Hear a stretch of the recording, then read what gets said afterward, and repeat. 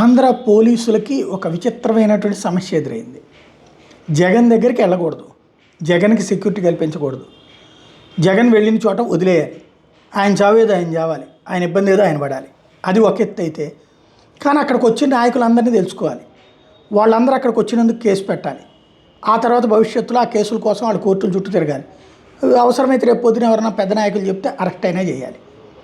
ఇక్కడే అసలు లింక్ ఎక్కడ గదిరిందంటే, అంటే ఈ లాజిక్లో ఒక చోట మిస్ అయింది ఏంటంటే, పేర్ని నాని వాస్తవంగా మొన్న గుంటూరు మిర్చి యార్డుకి రాలేదు. జగన్తో పాటుగా కొంతమంది నాయకులు వచ్చారు, లోకల్గా ఉన్నటువంటి అప్పిరెడ్డి ఇట్లాంటి వాళ్ళు అందరూ వచ్చారు. కానీ పేర్ని నాని కొడాలని ఇక్కడికి రాలి, అక్కడికి వంశీ దగ్గరికి వెళ్ళారు. అయితే పేర్ని నాని కూడా జగన్ వెంట వచ్చాడంటూ తన మీద కూడా కేసు పెట్టారు. జగన్ మీద పెట్టిన కేసులో పేర్ని నానిని కూడా పెట్టారు. దీంతో కొంతమంది అధికారులు అత్యుత్సాహంతో టార్గెట్గా కొంతమంది లీడర్ల మీద కేసులు పెడుతున్నారని, తక్షణమే అక్రమ కేసులు వెనక ఉన్న కోణాన్ని తెలుసుకోవాలంటూ డీజీపీకి ఏకంగా పేర్ని నాని ఒక లేఖ రాయడం అన్నటువంటిది కీలకమైంది.